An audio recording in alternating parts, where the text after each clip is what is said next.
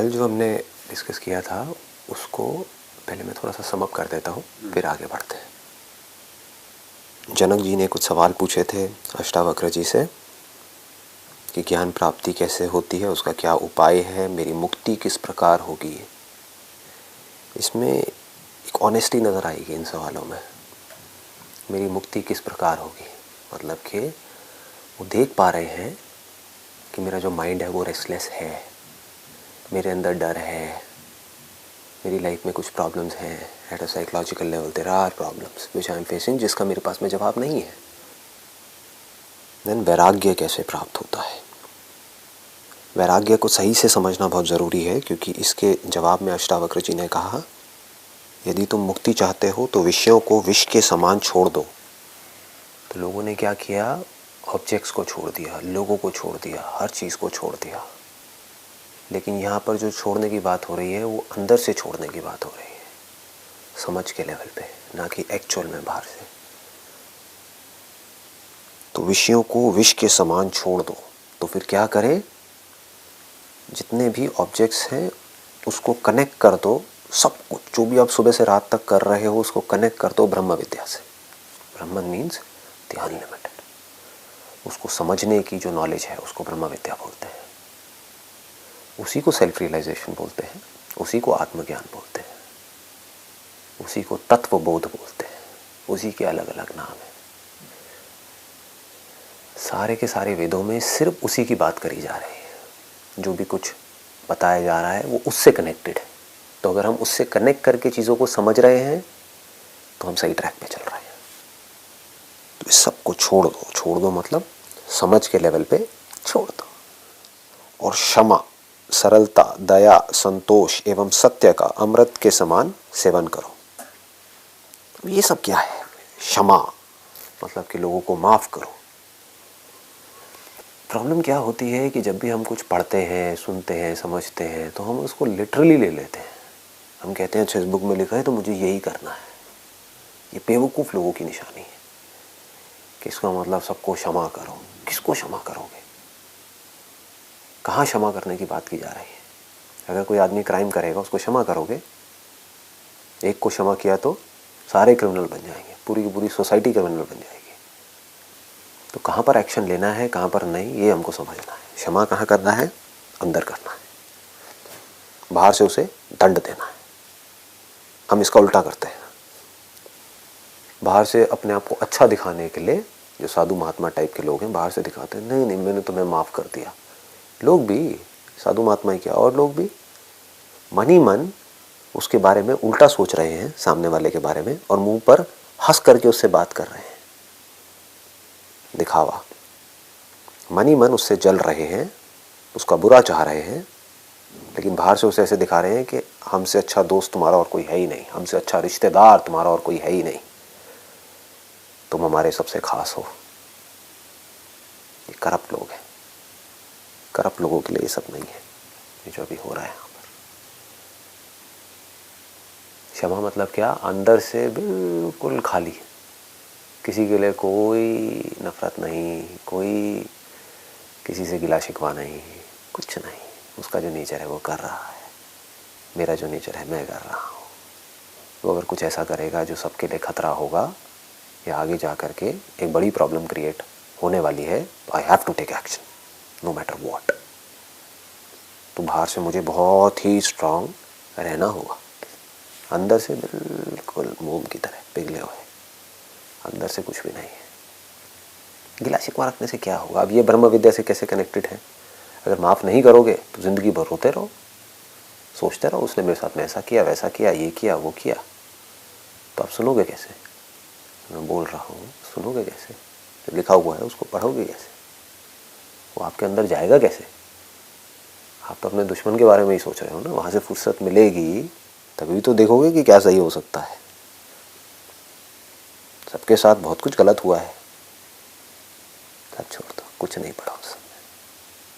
अंदर अंदर से, बाहर से जो सही है, जो आपको सही लगता है वो करते जाओ। सरलता मतलब बिल्कुल सिंपल, एब्सोल्युटली सिंपल। चीज़ों को सिंपल रखो, do not complicate things in your mind. चीज़ों को सिंपल रखो, जो चीज़ जैसी है उसको वैसी देखो। हम अपने माइंड में बहुत तरह की कॉम्प्लेक्सिटीज क्रिएट कर देते हैं, फिर खुद ही उसमें जा कर के फंस जाते हैं। गुस्सा आ रहा होता है लेकिन बोलते हैं कि नहीं मुझे गुस्सा नहीं आ रहा है, मुझे गुस्सा नहीं आ सकता है, मैं तो बहुत स्पिरिचुअल हूँ, मुझे गुस्सा नहीं आना चाहिए। ये हम क्या कर रहे हैं, चीज़ों को कॉम्प्लिकेट कर रहे हैं।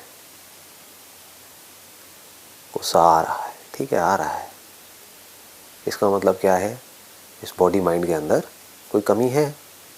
हाँ है, सिंपल हो गया ना। हम क्या करेंगे, नहीं नहीं इसमें कैसे कमी हो सकती है, ये बंदा तो एनलाइटेंड है, ये बंदा तो इतने टाइम से स्पिरिचुअल पता नहीं क्या क्या सुन रहा है, इसे गुस्सा कैसे आ सकता है? क्यों, ये औरों से अलग है क्या? इसकी बॉडी औरों से अलग है क्या? इस पर अगर कोई जलता हुआ लोहे का कुछ आप लगाओगे इसके हाथ पे तो जलेगा नहीं क्या? ये अगर आसमान से गिरेगा तो नीचे नहीं आएगा? क्या लगे, इसके सामने कुछ ऐसा होगा जो इसको पसंद नहीं है तो क्या इसको गुस्सा नहीं आएगा? आएगा ना। तो जब आप इस तरीके से देखते हो तो चीज़ें सिंप्लीफाइड हो जाती हैं। अब you are not unnecessarily complicating things.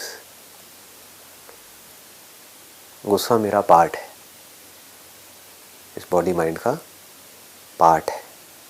ये सिर्फ इंसानों में नहीं, जानवरों में भी है। जानवरों के बच्चों को आप अटैक करोगे तो उनको गुस्सा आएगा, उनकी हार्ट बीट तेज़ होगी, वो आपके ऊपर पलट करके अटैक करेंगे, आना भी चाहिए।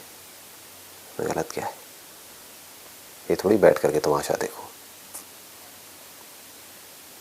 तो ये होता है सिंपल रखना चीज़ों को। यहाँ पर कोई कॉम्प्लिकेशन है ही नहीं। गुस्सा भी मेरा पार्ट है, मेरे अंदर जितनी भी बुराइयाँ हैं वो भी मेरा पार्ट है, रहती है, रहने दो, उसमें से कुछ जाती है जाने दो।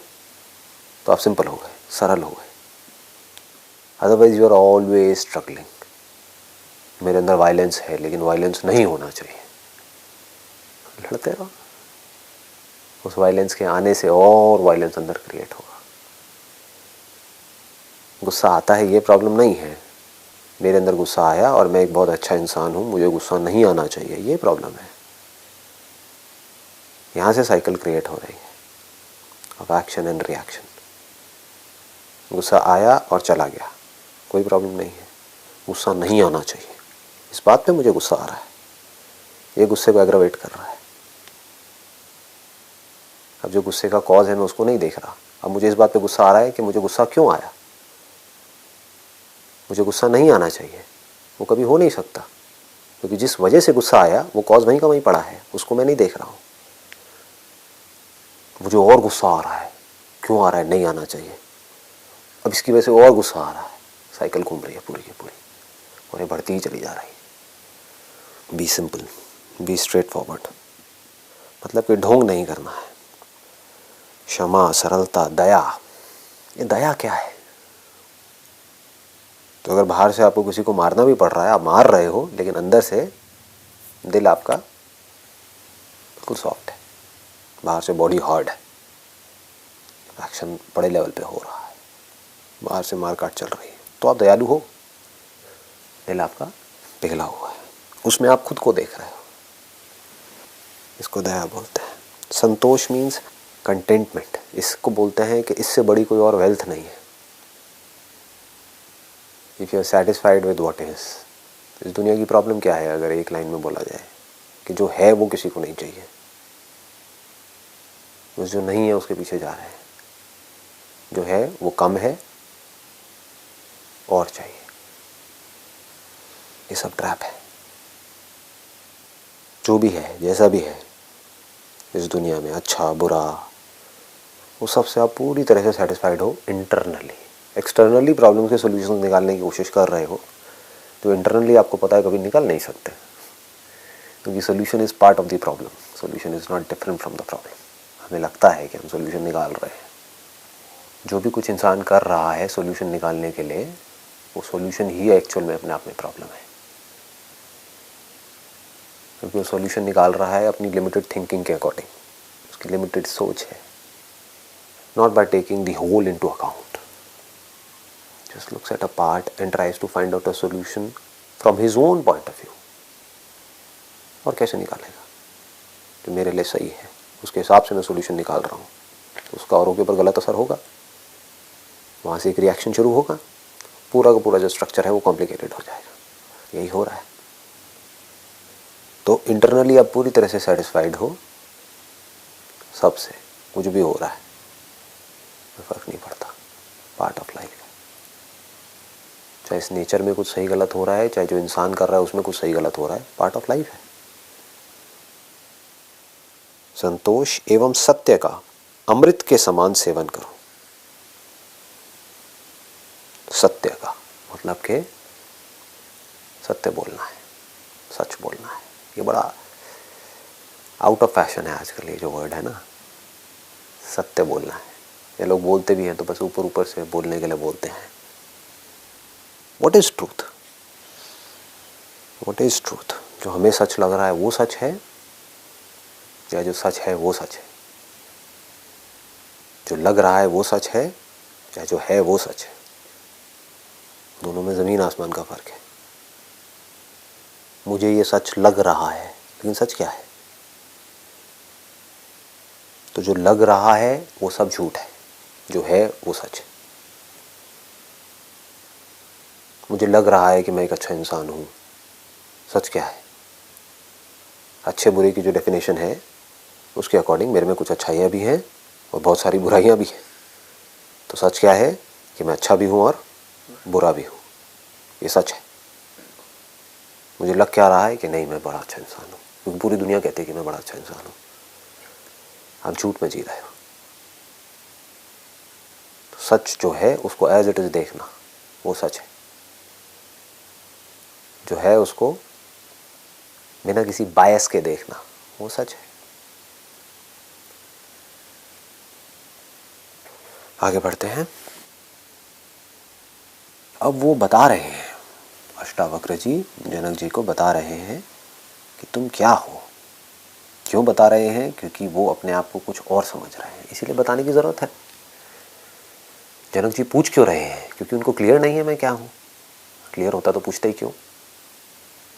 तो वो जो खुद को समझ रहे हैं, अष्टावक्र जी ने उस सब को एक एक करके नकार दिया कि तुम ये भी नहीं हो, ये भी नहीं हो, ये भी नहीं हो।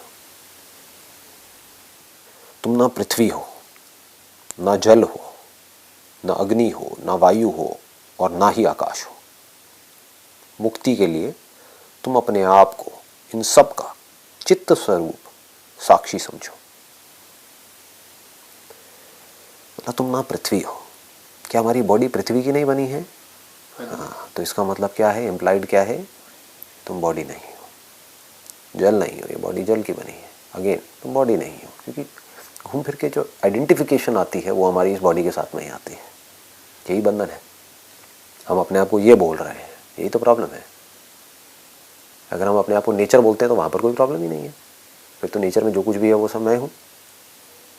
हम नेचर नहीं बोलते अपने आप को, हम अपने आप को एक क्रिएशन नहीं बोलते हैं, हम अपने आप को एक बॉडी बोलते हैं। तो वो क्या कह रहे हैं एक एक करके? ना जल हो, ना अग्नि हो, ना वायु हो, और ना ही आकाश हो। सब कुछ ही छूट गया, क्या बचा? कुछ भी नहीं। इसके बाहर और क्या है? अगर कहीं भी कोई भी ऑब्जेक्ट है तो स्पेस में ही तो होगा। उन्होंने तो स्पेस को ही रूल आउट कर दिया। मुक्ति के लिए तुम अपने आप को इन सब का चित्त स्वरूप साक्षी समझो। चित्त स्वरूप साक्षी, what do we mean by चित्त स्वरूप? स्वरूप मतलब स्वयं का रूप, दैट मीन्स स्वरूप। इसको बोलते हैं, दो तरह की दृष्टि होती है इसमें। एक होती है अध्यारोप दृष्टि, एक होती है स्वरूप दृष्टि। मतलब कि एक जो हम बोल रहे हैं किसी भी चीज़ के बारे में, और एक जो वो एक्चुअल में है। एक मिट्टी की गुल्लक है, उसको हम गुल्लक बोल रहे हैं, जबकि एक्चुअल में गुल्लक कहाँ है? छू के दिखाओ। जैसे ही आप उसको टच करोगे तो आपको गुल्लक नहीं मिलेगी, मिट्टी मिलेगी। तो वो एक्चुअल में है मिट्टी, लेकिन उसके ऊपर हमने आरोप लगा दिया है, अध्यारोप। आरोप, जैसे आरोप लगा देते हैं ना, झूठा इल्जाम लगा दिया है। जो सच नहीं है उसको आरोप बोलते हैं। आरोपित मतलब कि वो है एक्चुअल में मिट्टी, उसको हम बोल रहे हैं गुल्लक। बोल रहे हैं गुल्लक, ये भी प्रॉब्लम नहीं है। समझ रहे हैं गुल्लक, ये प्रॉब्लम है।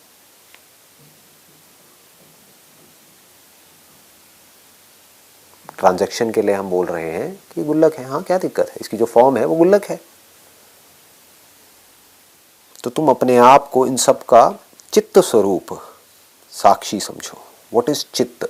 स्वरूप का मतलब तो हमको समझ आता है। चित्त स्वरूप मतलब ये सब जो कुछ भी है, पृथ्वी है, जल है, अग्नि है, वायु है, आकाश है, और इस सब में जो कुछ भी है उस सब का जो स्वरूप है। जैसे अगर ये सब एक घड़े के जैसा है तो उस घड़े का स्वरूप क्या है? मिट्टी है। इन सब का चित्त स्वरूप साक्षी समझो। चित्त स्वरूप मतलब चित्त मीन्स कॉन्शियसनेस, अवेयरनेस, लाइफ। मतलब वो क्या कह रहे हैं, इस सब का जो स्वरूप है, धरती का भी, जल का भी, अग्नि का भी, वायु का भी, आकाश का भी, मतलब कि वो जो एक्चुअल में है। धरती का एक्चुअल स्वरूप क्या है अगर वायु नहीं है तो? अगर एक लेवल तक हम जाए तो वायु का स्वरूप एक्चुअल में क्या है अगर आकाश नहीं है तो उसका भी जो एक्चुअल में जो स्वरूप है, जो आकाश एक्चुअल में है, वो नहीं जो दिख रहा है स्पेस, क्योंकि ये तो कम ज़्यादा दिखता है इंस्ट्रूमेंट्स के अकॉर्डिंग। कभी स्पेस कम दिखता है, कभी ज़्यादा दिखता है, दिस इज रिलेटिव। जो एक्चुअल में इसका जो स्वरूप है दैट इज चित्त, मतलब कि कॉन्शियसनेस। मतलब कि जो कॉन्शियसनेस है वो सिर्फ लिविंग बीइंग्स में नहीं है, वो सब में है। धरती में भी है, जल में भी है, अग्नि में भी है, वायु में भी है, आकाश में भी है। ऐसा कुछ नहीं है इस पूरी क्रिएशन में जिसमें लाइफ ना हो, क्योंकि इस सब का स्वरूप क्या है? स्वरूप मतलब इसको अगर सटलेस्ट वे में देखोगे तो वो क्या है? That is consciousness, that is life. तो सब में लाइफ है। कहीं ये लाइफ मैनिफेस्ट हो जाती है कंडीशंस की वजह से, कहीं नहीं होती है। जहाँ हो जाती है उसको हम लिविंग बोल देते हैं, जहाँ भी नहीं हुई है उसको हम नॉन लिविंग बोल देते हैं। इन सब का चित्त स्वरूप साक्षी समझो। What does Sakshi means? Sakshi does not mean मियर observation, जो लोग समझते हैं कि मैं देख रहा हूँ ये साक्षी है ना जी। साक्षी मीन्स वो जो विटनेस है। विटनेस मतलब कौन? वो जो सिर्फ होता है, कुछ करता नहीं है, वो सिर्फ होता है। जैसे कि इस रूम में जो कुछ भी हो रहा है उसका विटनेस कौन है? स्पेस है। रूम बन गया, मिट गया, उसमें से चेयर्स आ गई, चली गई, चेयर को हमने तोड़ दिया, जोड़ दिया, व्हाटएवर इट इज, स्पेस के ऊपर उस सबका क्या असर हो रहा है? तो स्पेस कौन है? साक्षी। इस बिल्डिंग के बनने से पहले भी यहाँ पर स्पेस था, अभी भी स्पेस है, बाद में भी स्पेस रहेगा। तो स्पेस क्या हुआ इस कॉन्टेक्स्ट में? साक्षी हुआ। आपने आँख खोली, आपको स्पेस दिखने लग गया। आँख बंद करी, स्पेस दिखना बंद हो गया। स्पेस दिख रहा है आँख खोलने पर, बंद करने पर स्पेस नहीं दिख रहा है, ये सब भी मैं जान रहा हूँ ना। तो स्पेस के दिखने से जो दिखना बंद नहीं होता, और स्पेस के ना दिखने से भी जो दिखना बंद नहीं होता, वो साक्षी है। दिखना इज अगेन रॉन्ग वर्ड यहाँ पर। टेक्निकली अगर एक्यूरेटली हम देखें तो जो देखना बंद नहीं करता, दैट इज चित्त, दैट इज साक्षी। देखना जिसका कि बेसिक नेचर है, होना जिसका कि बेसिक नेचर है। स्पेस दिख रहा है, वो जानता है। स्पेस नहीं दिख रहा है आंखों के बंद करने पर, वो जानता है। सपना आया, वो देख रहा है। सपना नहीं है, वो देख रहा है। गहरी नींद आई, वो देख रहा है। लेकिन गहरी नींद में कुछ दिख नहीं रहा है, तो कोई रिकॉर्डिंग नहीं हो रही है, कोई मेमोरी नहीं है। बट फिर गहरी नींद से बाहर आया, तब भी वो देख रहा है। तो उसको ये भी पता है कि अभी कुछ दिख रहा है। उसको ये भी पता है कि सपना दिखा था। उसको ये भी पता है कि बीच में ऐसा भी एक टाइम था जब कुछ नहीं दिखा था। तो वो जिसके ऊपर कुछ भी असर नहीं होता है किसी भी चीज़ के होने का या नहीं होने का, वो साक्षी है। वो जो पूरी तरह से डिटैच्ड है वो साक्षी है। जैसे घड़े के केस में मिट्टी साक्षी है। मिट्टी ने घड़े के ना होने को भी देखा, घड़े के होने को भी देखा, घड़े के मिटने को भी देखा, लेकिन मिट्टी खुद नहीं मिटी, तो वो साक्षी है। Consciousness is always untouched. सुख दुख किसको होता है? थॉट को होता है, कॉन्शियसनेस को नहीं होता है, लाइफ को नहीं होता है। क्योंकि लाइफ को कोई फर्क नहीं पड़ता है कि मैं एक बीज में हूं या एक स्प्राउट में हूं, या उस स्प्राउट को किसी ने खा लिया, अब किसी बॉडी में हूं, उस बॉडी में से निकाल दिया उस स्प्राउट को, अब वो फिर मिट्टी में मिल गया, अब मैं मिट्टी में हूं। मिट्टी को लेकर के कुछ प्लांट्स बन गए, मैं प्लांट्स में हूं।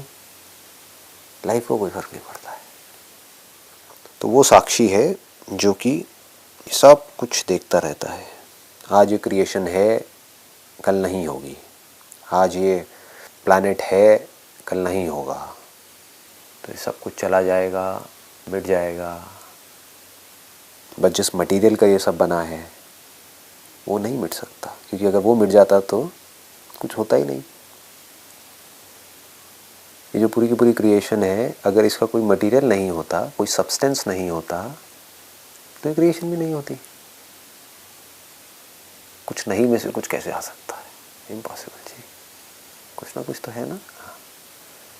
तो ऊपर ऊपर से चीज़ें बनती रहती हैं, मिटती रहती हैं, लेकिन जो मटेरियल है वो नहीं मिटता। अब तो अगर ये मटेरियल मुझसे अलग होता तो मुझे क्या फ़र्क पड़ता है? मुझे इस ब्रह्म विद्या का क्या करना है? ये सब बेकार है मेरे लिए। अगर वो मटेरियल मेरे से अलग होता, यानी कि मैं उस मटेरियल को यूज़ करने वाला हूँ, उससे मैं फॉर्म्स बनाऊँ और उसको यूज़ करूँ और मज़े मारूँ, तो मेरे लिए ये पूरी की पूरी नॉलेज बेकार है, अष्टावक्र गीता बेकार है, सब कुछ बेकार है। लेकिन अगर वो मटेरियल मैं ही हूँ तो दैट चेंजेस एवरीथिंग। इससे क्या होता है? जब हमको ये बात समझ आ जाती है तो जो थॉट की लिमिटेशंस हैं वो टूट जाती है। अभी आपका जो थॉट है वो सिर्फ आपकी बॉडी तक है, और इस बॉडी से जो कुछ जुड़ा हुआ है सिर्फ वहाँ तक है। जैसे ही आपका ध्यान इस बॉडी से हट करके इस बॉडी का जो मटेरियल कॉज है वहाँ पर चला गया, इस यूनिवर्स का जो मटेरियल कॉज है वहाँ पर चला गया, जो आपकी कॉन्शियसनेस है उसका जो मटेरियल कॉज है वहाँ पर चला गया, तो आपका थॉट फट जाता है। अब थॉट के लिए कोई जगह नहीं है, थॉट की कोई ज़रूरत नहीं है। ऊपर ऊपर से काम करने के लिए है, बट लिमिटेशन सारी खत्म हो गई। बस इतनी सी बारीक सी चीज़ है जो हमको समझना है। यहाँ पर क्या कहा जा रहा है, ये नहीं कि तुम ये कोई और है उसको तुम भगवान समझो। ये कहा होता तो फिर इसमें कोई ख़ास इंटरेस्टिंग नहीं है, and this kind of boring. तो भगवान है, अच्छा अब मैं क्या करूँ भगवान का? तुम अच्छे कर्म करोगे वो तुमको स्वर्ग में डालेगा, बुरे करोगे नरक में डालेगा। ये नहीं कहा जा रहा है। तुम ना पृथ्वी हो, ना जल हो, ना अग्नि हो, ना वायु हो और ना आकाशी हो। मुक्ति के लिए तुम अपने आप को इन सब का चित्त स्वरूप साक्षी समझो। मतलब इन सब का जो स्वरूप है वो तुम हो। तो अगर स्वरूप तुम हो तो पृथ्वी भी तुम हो, जल भी तुम हो, अग्नि भी तुम हो, वायु भी तुम हो, आकाश भी तुम हो। लेकिन अभी सीधा नहीं बोला जा रहा है ये बात, लेकिन इम्प्लाइड यही है। सिर्फ आपकी लिमिटेशन को तोड़ने के लिए इसकी बात करी जा रही है, क्योंकि इतना ऊपर तक हम सोच नहीं सकते। सबका चित्त स्वरूप, मतलब इस सबका जो स्वरूप है वो क्या है? वो चित्त है, वो कॉन्शियसनेस है, वो लाइफ है। सब में लाइफ है। ऐसा कोई सब्सटेंस नहीं है इस दुनिया में जिसमें लाइफ ना हो। अगर पानी में लाइफ नहीं होती तो ये हमारी बॉडी को सस्टेन कैसे कर रही है? पानी में लाइफ है, इसमें कोई डाउट नहीं होना चाहिए। अपने आप को, यहाँ पर जो इंपॉर्टेंट बात है समझने वाली, अपने आप को, मुक्ति के लिए तुम अपने आप को, भगवान को नहीं, दूसरों को नहीं, दुनिया को नहीं, अपने आप को इन सब का चित्त स्वरूप साक्षी समझो। मतलब मैं अनटच्ड हूं by whatever is going on. This liberate you from all suffering at the level of your thought.